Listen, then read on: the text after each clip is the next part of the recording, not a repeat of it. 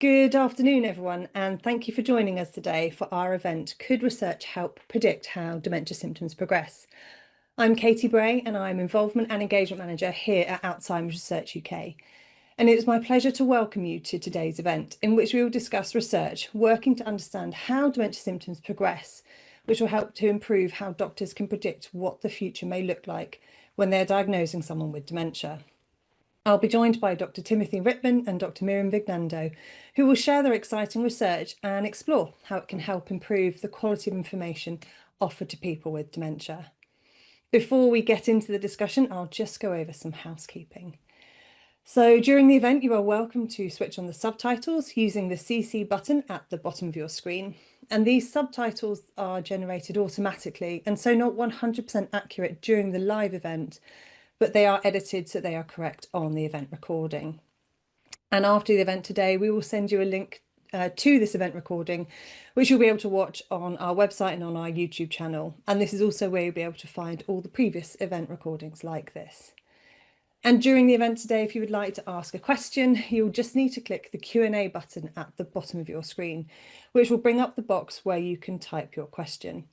We know today's topic is of great interest and we will do our best to answer as many questions as possible. We aren't able to answer any personal medical questions during the event, however. So first up, we're going to just ask some poll questions so we can find out a little bit more about you. And those should appear on your screen now. And these questions are just asking about your reasons for attending today. And it's because we can't see you. So actually it's quite nice just to find out who's come along and some of their reasons for why they're coming along. So firstly, we're asking what your how you rate your knowledge of dementia research, and which kind of if the reasons given might describe your reasons for attending the event today. So whether you have someone in your life who's affected by dementia, your work is related to dementia.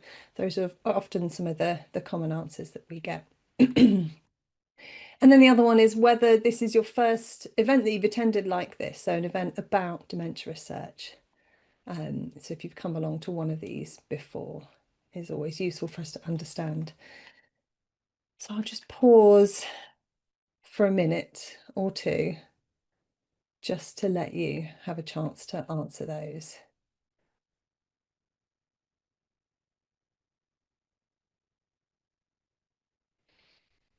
Lovely. I can see the answers kind of ticking up as you're able to respond. Lovely. Well, I think most people have responded almost about now, so I wonder if we can share those results back on screen so you can see them. So firstly, how would you rate your knowledge of dementia research? And it looks like we've got a mix, most people falling around the average. So you know some things and hopefully you'll come away after today knowing a little bit more. And the second question, why people have come along today.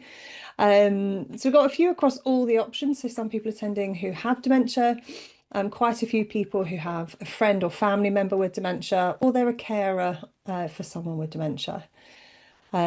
About a quarter of the people coming, their work is related to dementia. And then we've got people who are just generally interested in finding out more about dementia research.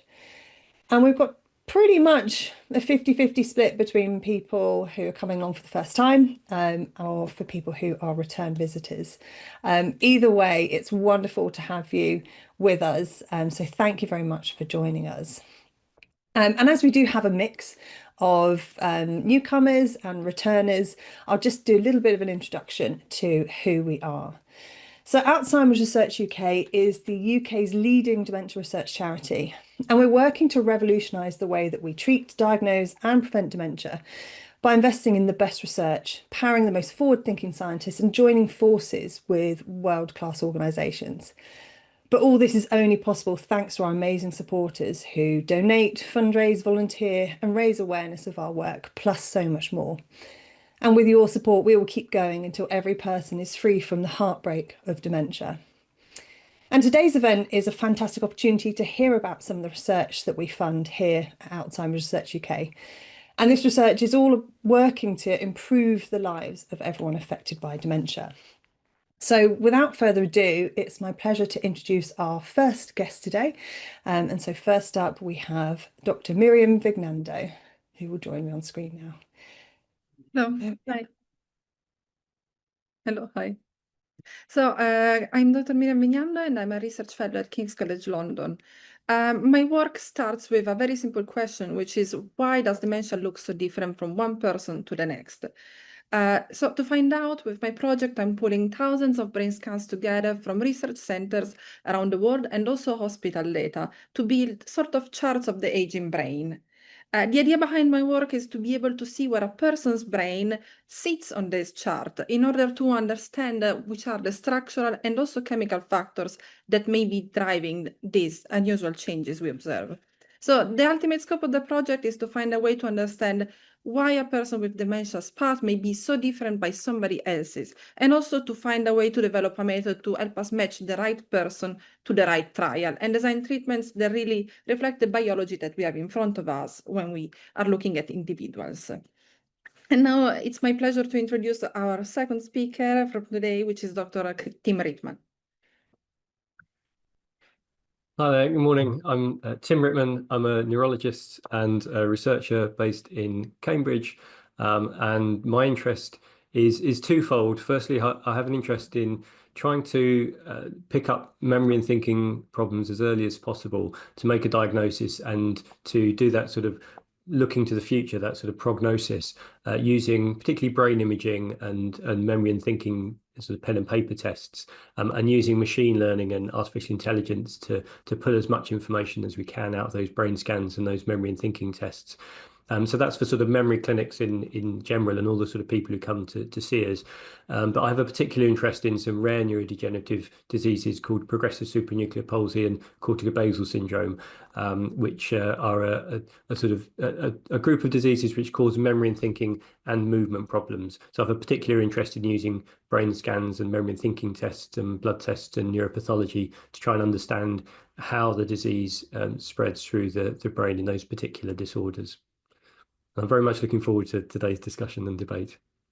Lovely. Thank you both for those intros. So, Tim, I'm going to come to you first, just to paint a little bit of the picture of what it's like right now when you're in your clinic meeting with people at that point or around the time of diagnosis.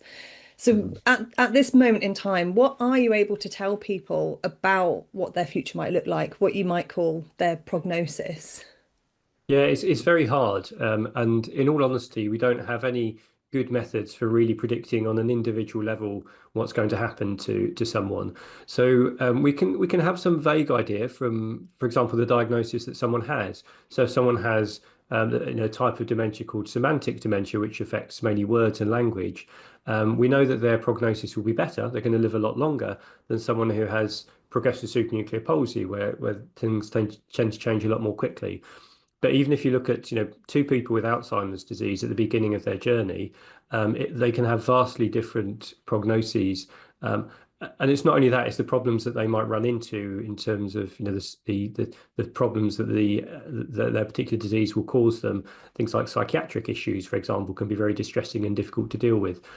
So when people ask me, what's going to happen to the future, I always say at the beginning, look, whenever I try and guess these things, I always get it wrong because, to be honest, we have no accurate way of making predictions. So we tend to explain things in terms of a typical pace of change for their disorder, but I can't really go any further than that at the moment. Mm. So there's a great deal for us to understand, to kind of make that progress. And I guess that brings Miriam to my first question for you, is from a kind of biological perspective, why is dementia so variable? Why can two people who have the same dementia diagnosis actually have very different experiences of that disease? Yes, we've recently observed in the past few years, especially, many studies have focused on the fact that there is a high inter-individual variability in dementia. So people differ a lot. And first, we know that dementia is just an umbrella term for many different diseases. And even within each disease, there are many forms that this can take place. And there are a few reasons for this. So first, we have different proteins that typically drive different dementia. What I mean is that we find that these proteins build up in the brain of different types of dementia.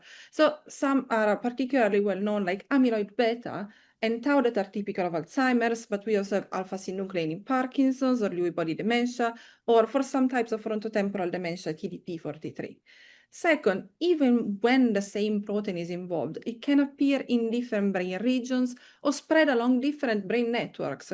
So the symptoms that we observe and the speed of change that we observe differ from person to person. So we may observe different temporal patterns, but also different spatial patterns, so different individual paths. And for example, recent studies have found that there are different types of brain shrinkage and symptom subtypes within Alzheimer's itself, within Parkinson's dementia itself, and the cortex of people with Alzheimer's is thinning in different ways if compared to people with a normal, healthy aging brain, but not in a way that really is homogeneous.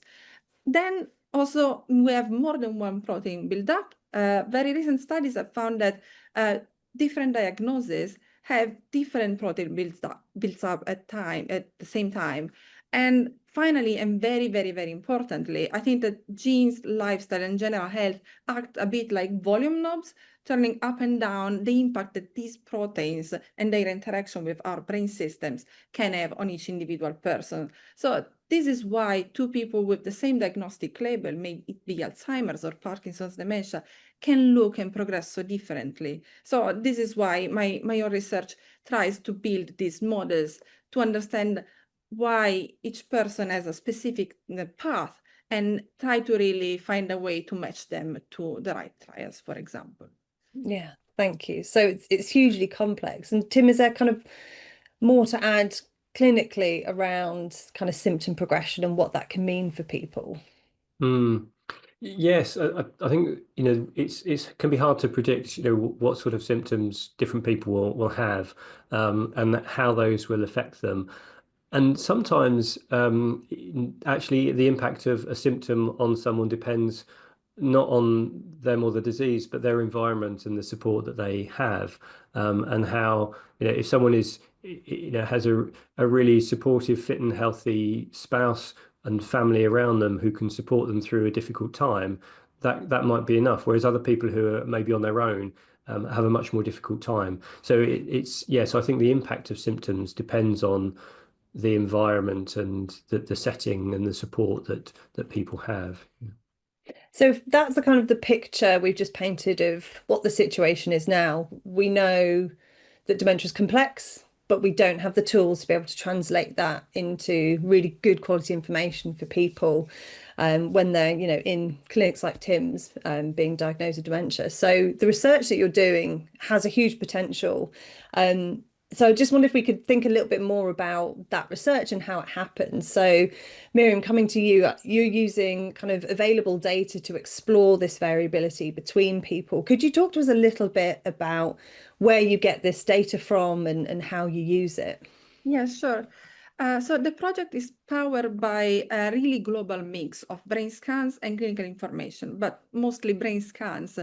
So I take my data from open research initiatives that are instrumental, like the Alzheimer's Disease Neuroimaging Initiative or the ADNI project, the Parkinson's Progression Marker Initiative or PPMI, the Neuroimaging in Frontotemporal Dementia and FID Studied, the OASIS Aging Cohort, and also the QMIN-MC dataset curated by Dr. Rittman that are providing hundreds and thousands of anonymized scans with curated clinical information. And these scans are open for access to all researchers once we agree to the strict data use rules that we have to apply for. But we also have international collaborators to fill in some gaps and to have maybe different type of data, especially in terms of clinical cohorts.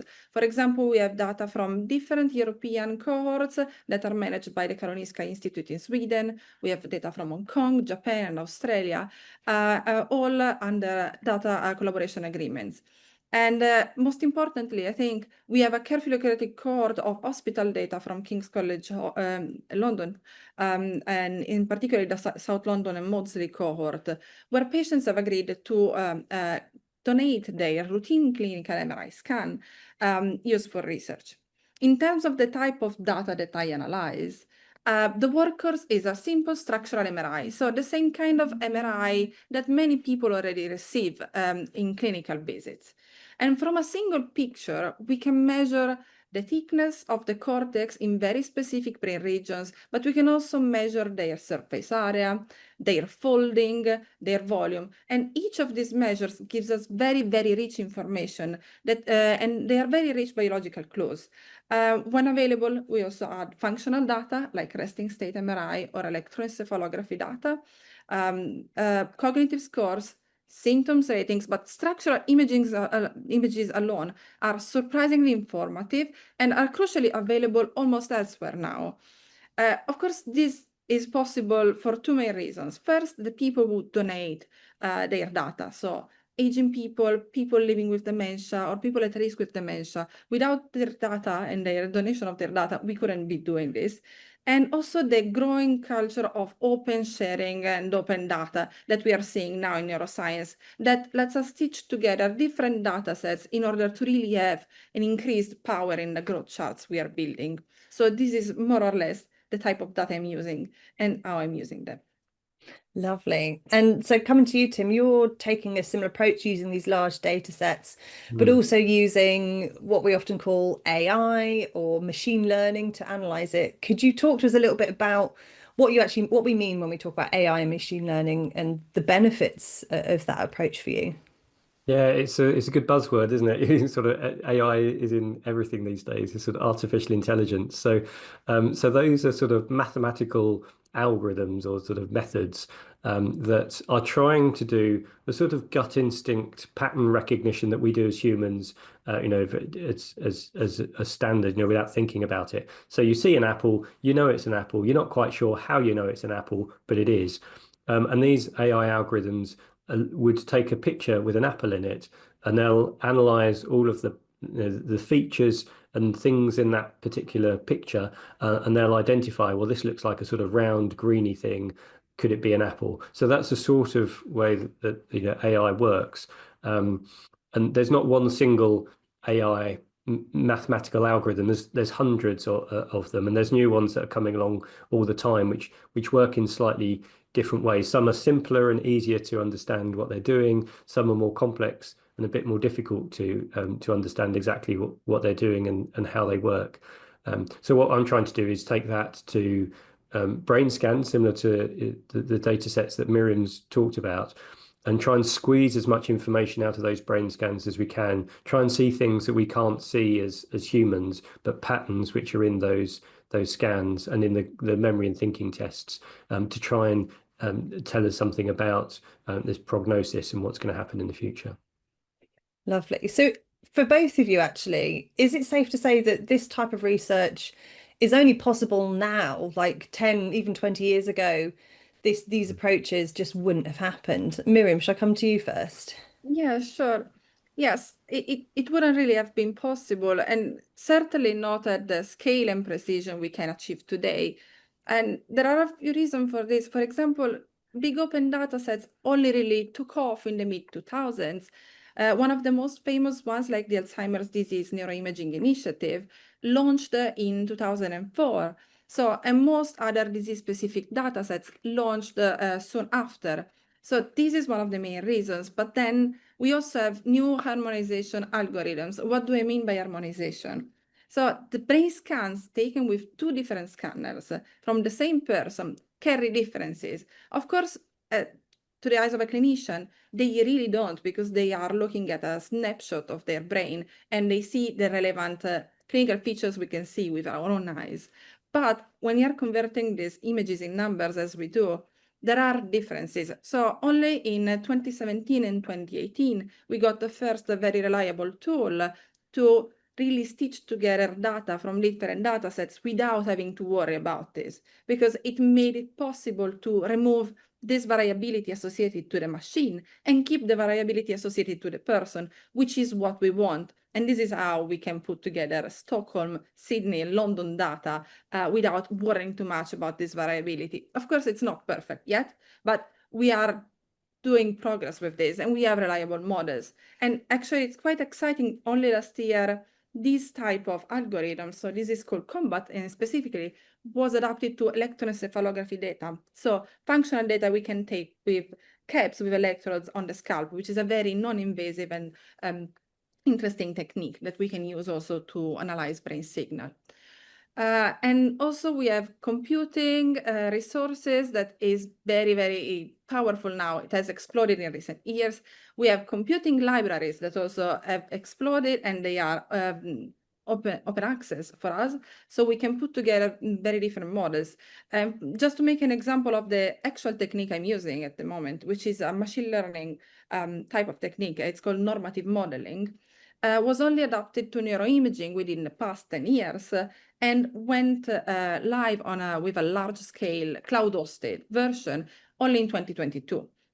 And there are two at the moment of cloud-hosted versions. So they are not ready yet for clinical applications, but they are cloud-hosted for research. So to put it simply, the data, the maths and the hardware have aligned only very, very recently. So this is a very exciting moment. And I think this is the right moment to tackle this brain-wide variability in dementia with this type of research. Thank you. Tim, anything more to add on that? Yeah, and I think it's really exciting that this is all aligned at the same time. I think Miriam's right that there are things we can't do 5-10 years ago. I think there are still a couple of things that we are working on, which are becoming more available. One of those is real world data, so that some of the data sets that are collected they're very sort of clean in the sense that they're people who don't have many other diseases apart from their dementia. They tend to be a bit younger because they've come into research. They just tend to be fit and well. So they're not always like the people who come to see me in my memory clinic. So that sort of limits maybe how widely we can apply some of these algorithms or understand how they work in the real world. And I think the other thing for prognosis is that that the follow-up of people over the longer term is not quite there in all of these data sets yet. So we've got lots and lots of data, but we don't necessarily know what's happening to those people 2, 3, 4, 5 years into the future. We're starting to get there. And in my own data set, the quantitative MRI and NHS memory clinics, or the CUMIN-MC data set, we're collecting real world data from anyone who comes along to a memory clinic. Doesn't matter what your diagnosis, who you are, what your other medical problems are. We use those scans for research. And we're starting to get some of the follow-up data from those people now. So we've been able to test this on one of a machine learning algorithm developed by one of my colleagues in Cambridge called Zoe Kurtzy, and we've shown that her machine algorithm works in the real world in our data set to predict what is going to happen to people a year following their sort of onset of early memory symptoms. So we're starting to get there, but we still need some of that long follow-up data to be even better. So I'm just looking at some of the questions we've had coming through, and we had some ahead of time on this theme as well, which is, does your approaches, do they also account for the different things that somebody might do after they have a diagnosis? So the different, medical treatments they might get, or the different kind of supplements they might be taking, physical activity, social stimulation, all those kind of behavioral things that happen and are quite variable. Can you account for those with your research? Who wants to take that one? Shall I go? Yeah. Go for it. Yeah, so at the moment I'm working with data that was pre-collected and is out there available. So very often this information is not available. And in fact, it's one of the, I think, main remaining hurdles that we are facing in general.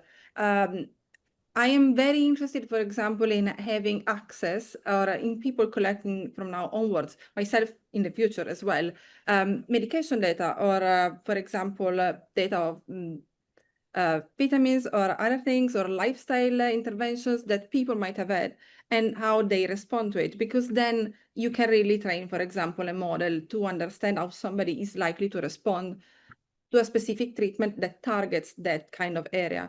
And now there are many also lifestyle intervention studies like the Finger study that is stressing these 5 domains like diet, exercise, cognitive training, social skills, and so on and so forth.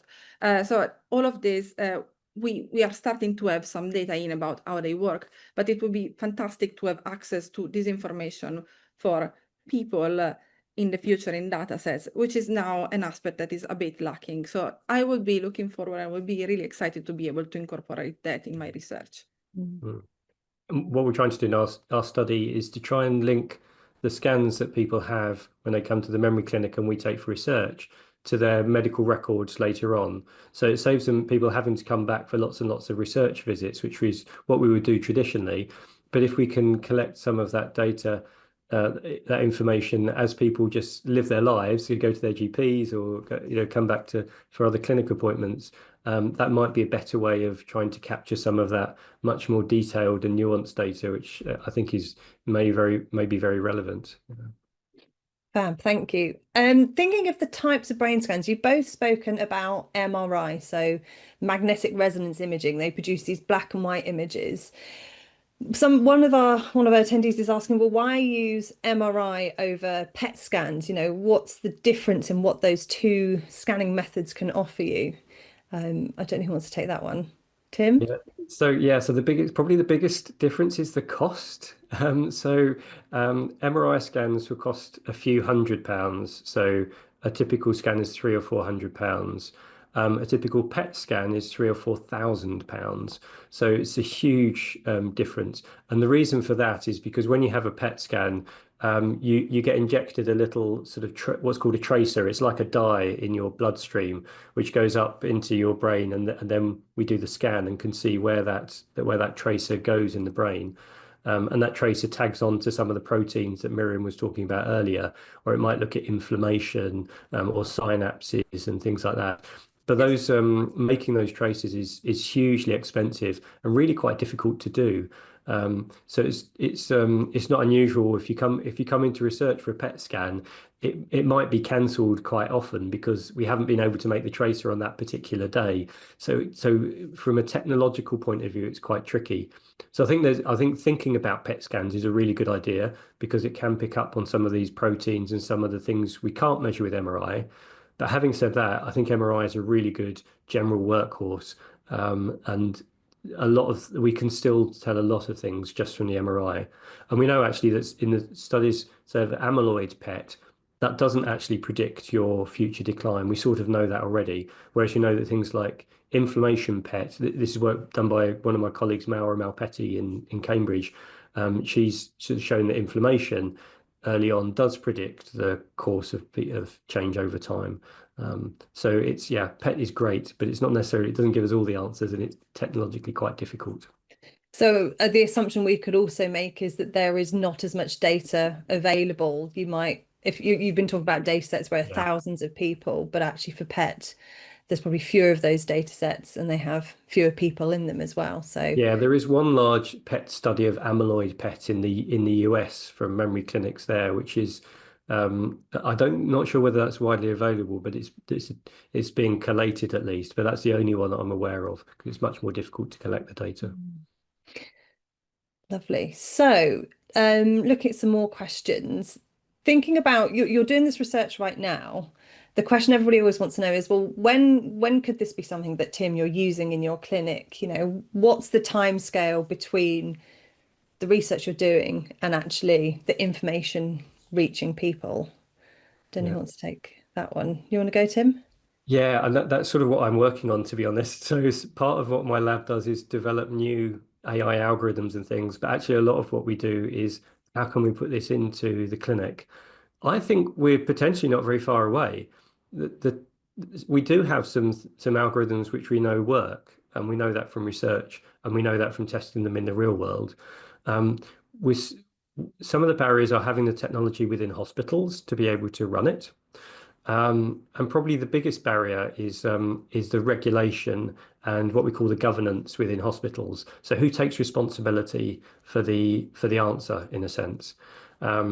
So I've been sort of trying to push our hospital here to say, well, can we just use a few of these algorithms? And they say, well, okay, yes, we can, but we're going to have to think about how these are used. We also have to demonstrate that they provide some benefit to people and patients in the real world as well.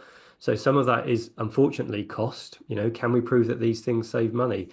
Which is, an unfortunate, way to approach it, but it's one of the questions we need to ask. But, can they improve people's lives by giving more confidence in the diagnosis, by trying to pick up problems earlier, and try and give people more certainty about their future? So those are some questions which we haven't quite got to the bottom of yet, but technically we're quite close, I think. Lovely. Miriam, I think this is a question that we've discussed previously, so I'd love to kind of come to you with this one. And it's about different dementia types and the ability to predict. So often people don't actually have just a pure type of dementia. People often have what we call mixed dementia. Does that really present a challenge in the data sets you're working with and the predictions you're able to produce? Yes, it does. When somebody gets told that they have mixed dementia, what it means in terms of predictive models is that the model has to work harder because you have probably two protein pathologies going on together. But what happens is that also at the behavioral level, at the symptom level, you might have two different patterns, and they proceed with their own timing depending on a series of also individual factors. So there have been studies, including also mixed dementia, which is something we are all working to do because it's very important. And they do not perform too bad, but they don't perform as well as we would. So let's say that they are quite accurate, but the confidence intervals in terms of timing of progressions are wider. So maybe 2 years wider than the other single protein, let's say, dementias. And this is a problem we have to address, and we are trying to address. And it actually works also when we are talking about comorbidities. So if somebody has also diabetes, if somebody also has heart disease, which can also be what happens when you have a certain type of dementia and vascular dementia together. So there are models out there trying to do this, and they have a decent predictive accuracy. It's not yet good or excellent as we wish for it to be. Thank you. And Tim, coming to you with a question that we get quite a lot. We get people wondering if there is a difference. So let's take young onset Alzheimer's, for example, and then what we might call later onset Alzheimer's. Is there a kind of, can you detect a difference between the rate of progression for those two types of dementia, and why might that be? Yeah, to be honest, I don't think there is much of a difference in terms of the rate of progression. I think it's still very variable between people.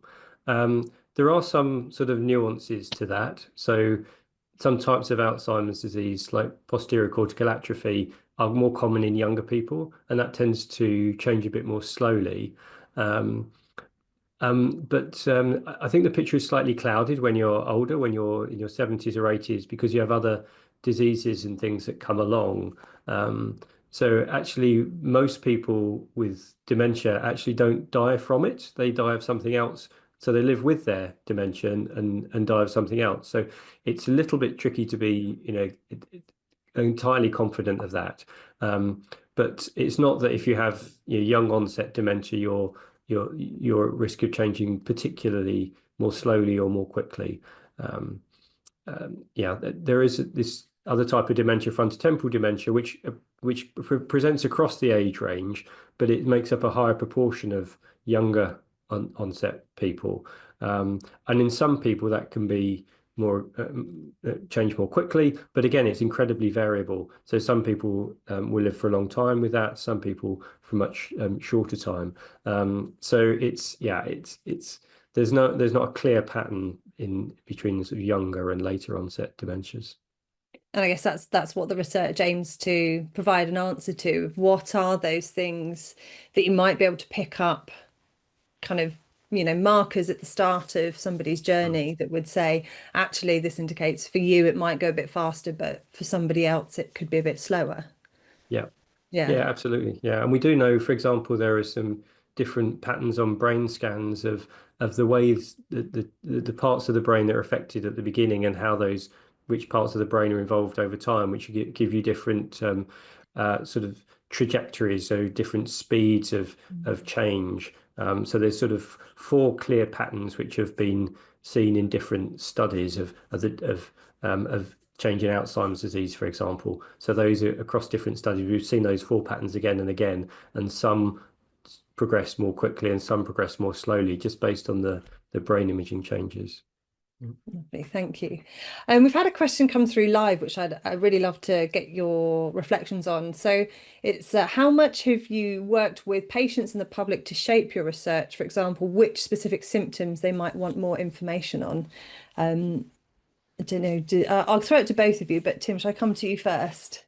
Yeah, absolutely. It's a really key part of what we do. And we've had one of my PhD students particularly has been interested in this.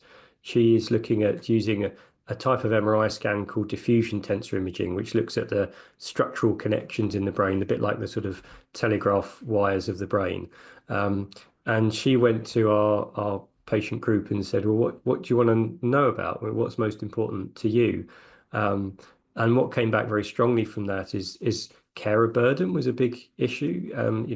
How much can you predict how hard it's going to be for the carers in the future? When are the significant things going to happen? Going to a nursing home, losing mobility, those were big issues for people. Whereas other things that we thought might be really at the top of people's list, so whether to go on to a particular treatment or trial, for example, they were less interested in, because the thinking being, well, if there's a treatment or trial available, I want to be on it no matter what my brain scan says. So that has actually shaped what our priorities are in developing some of these methods. Miriam, do you have anything to add from the research you're doing? Yes, so at the moment I'm not currently seeing people, but I've seen people until a couple of years ago, and I plan to do so in the future. And when I was working with people with different types of dementia, including semantic dementia that Tim mentioned before for my PhD, I started to notice that they really exhibited very different patterns of symptoms, and that's where my curiosity started. And the last study I worked on was with Parkinson's patients, and I started asking them, what is your main concern? What is that doesn't work for you when we are doing research studies? So this is how I collected the information to develop my study. And each of them had a different concern, even if most of them were worried about losing their memory, losing their cognitive abilities. So that was the main thing that people pointed out to me. And the idea of, if I know that I will get this, if I know that I will get dementia, how can I deal with that? So these were the main conversations we've had. And this is how I developed the idea to try to understand why everyone was so different and what I could possibly do about it. Mm. That's wonderful. So I should just add that part of my funding I have from Alzheimer's Research UK is to work with a performance artist in Folkestone to develop a sort of art type approach where people can engage with these questions as well. So we're over the next 12 months, hopefully we'll hear a bit more about that. But we've engaged an artist to make a sort of sculpture that people can come and engage with and talk about what worries them about dementia, and particularly how they see the role of AI and machine learning, what concerns and worries and hopes they have for that. So so it's something we're continuing to work on through different methods. Lovely. That sounds very exciting. So I definitely want to hear more about that in time. Just aware of our time is rapidly running out. We could probably sit here for hours today taking everybody's questions. But I'm just going to bring us to our final question. And I always like to bring us back to a moment of hope and reflection. So for each of you, I'll be asking, what are you most excited about or most hopeful that this area of research could deliver? Shall I go? Go for it. Okay. Well, I think that there are many hopeful and exciting things going on right now. And I think that the most hopeful aspect for me, and I can see it happening soon, is really the ability to put the right people in the right trials, match the right person to the right trials, or find who might benefit more for a specific trial. For example, if we manage to do this, comparing somebody's brain scan to one of these models, and seeing that they might respond well to that treatment. We can also observe the effect of a specific drug or a neurotechnology in a less diluted way, because maybe that targets specifically that specific profile, the path that person is going towards. So this is what I'm most hopeful about, and I can really see it happening soon. And I'm also excited about a few technical developments we've had in the past few years. And one is that there are now approaches, especially with functional data, to understand how this functional activity in the brain really depends on tiny cellular level biology. We can model this now without being invasive in people's brains. And actually, a very recent study found that one of the networks that is active when the brain is inactive, the default mode network, could predict future dementia diagnosis at an individual level with a promising accuracy. So accuracy was around 80%. So this is also very promising. We can now, with functional activity, if we have the right data, really make important inferences. And we also, speaking about PET, since it was mentioned, it's very difficult to collect in one person all the PET data we would actually want to test, because obviously different tracers pick up different things. But we have a sort of a proxy now. So there are these atlases, like, for example, for gene expression, we had the Allen Brain Atlas a few years ago. Now we have PET atlases. So people have put together a bunch of PET scans, and we have dopaminergic PET atlases, serotonergic PET atlases, cholinergic, which is very important for us. And we can put them in relation with the brain data we have. So it's not exactly like having that person's PET, that would be fantastic, but it's already a step towards that and towards integrating neurochemistry in our models. So these are the things I'm most excited about. Lovely. Yeah, that real hope and promise of more personalized information and matching people to, different trials, ultimately in the future, different treatments as well. That's, yeah, very exciting.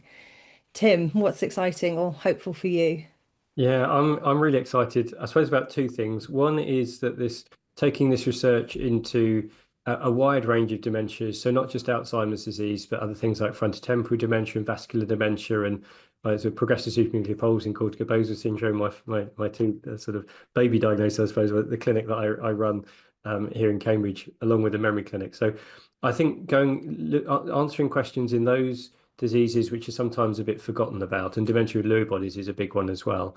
And the other thing I'm really excited about is these algorithms coming into clinic, because at the moment in most memory clinics there's the capacity to see someone once and then you discharge them and you wait for something to happen, and when there's a crisis they get back in touch or they end up in hospital. So what I really would like to see, and what I would be excited about, is being able to, when someone comes at their first diagnosis, to say, you're someone I need to worry about. I'm going to be proactive in following you up because I know you're at high risk of some sort of crisis coming up, so that we can avoid people reaching those crisis points and having to come into hospital. So that is really my goal, to avoid those crisis events that we have at the moment. And just to, as I said at the beginning, when people say, what's going to happen to me? Not to say, well, I don't know, actually to say, well, I think I might know, actually. We've got some hints here which might be useful for you and your family. So that would be really nice to be able to do that. Yeah, I guess it's giving people a bit of control, a bit of planning and power back over their lives, that sometimes a diagnosis, it can really feel like that's taken away from them. So I think there's much to be hopeful for from both your areas of research. Well, yes, that has been a really fantastic discussion. So I'd just really like to thank both Miriam and Tim for sharing about your research and discussing it and answering so many questions. I know there's so many that we haven't got to, but yeah, thank you. It's really been really good to have you. So we'll say goodbye to our speakers, but if everybody else holds on, because there's a few final bits to say. So bye to Tim and Miriam. Thank you. So yes, we are just going to pop a quick poll up on the screen just to get a little bit of an insight into how today has gone for you. So please do give us some feedback. And we're really keen to understand whether the content of what we've just discussed was kind of pitched right. We're taking really complex research. We want to try and make it open and understandable for you. So it's really useful for us to understand if we've achieved that. Whether you'd recommend events like this to other people, and whether you think you've learned something new. So just 3 quick, simple questions. It'd be really great to get your input on at this moment in time. And it looks, just seeing as results are coming through now, we've got it about right, I think. There's some bits I think were a bit technical, and that's definitely something that we're always trying to work on. Many people agreeing that they would recommend these and they think they've learned something. So that is fantastic. And we'll be sharing a more detailed feedback survey with you after today, where you can give us some comments as well about what you enjoyed or what we could do better at. So thank you so much for your feedback so far.